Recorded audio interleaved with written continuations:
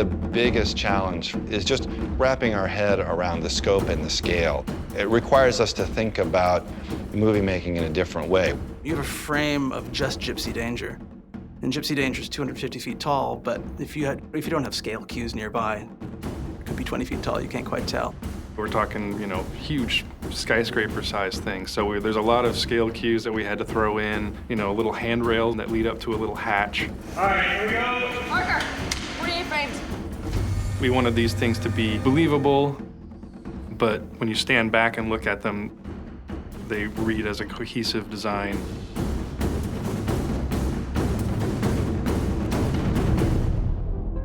It's gonna be him getting up, hand first, like carrying a very delicate tray,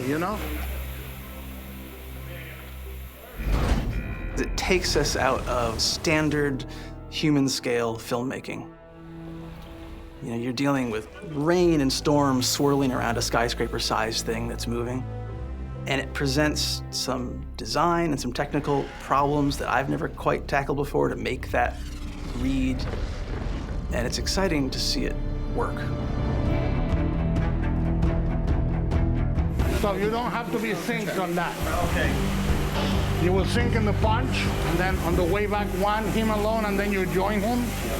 And then you guys go on the second punch is the power move. One thing Guillermo didn't want was very naturalistic, realistic human motion on the Jaegers, even though they're controlled by humans inside of them. He wanted the Jaegers to be machines, vehicles that the humans are in, and to have that feeling.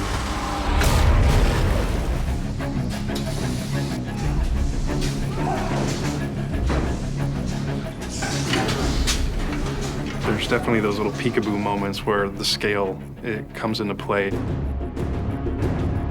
And you see the big gears turning, and you see the pistons pushing and locking into place. There's some really massive digging equipment that we looked at in terms of just what really gigantic machinery looks like when it's moving and when it stops moving, and how all the little parts look.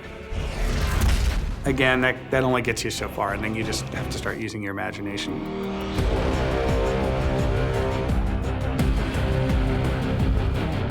The first way you can do scale is context. We talked about moving in the streets, and I wrote a little note that says, "Cars fly like pebbles." Using cars as the language of debris. Like instead of putting just debris, we would put little cars, desks, pieces of paper. When they smash into a building, you would have all this debris that would be so minute.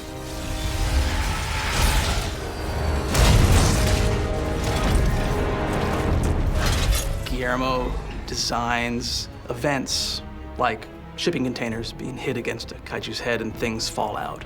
So we're dealing with a camera in a helicopter that's looking at a fight, but they're fighting with real-world scale items. So the shipping containers fall apart, and out drops TVs and couches, which Guillermo wants to see because he has this Guillermo sense of humor. The containers have a moped, a bicycle, a car, living room set. All these things come into play that give scale, but they're also fun.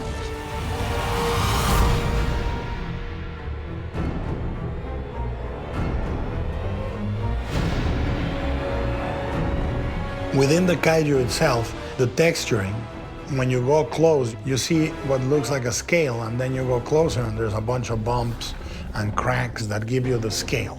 If you do a close-up in a 6 foot, 7 foot, 8 foot tall monster, you never get that close. You never get the sense of texture that you get with a kaiju. The second trait that you do for scale is speed.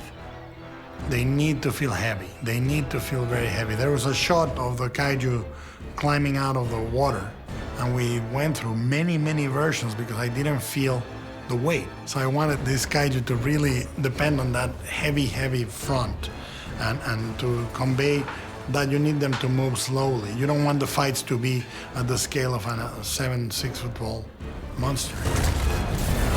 Imagine this is a bus, and this is a bus, and this is a car, and this is a house. That's the scale we're working at, and so it's got to maintain that scale.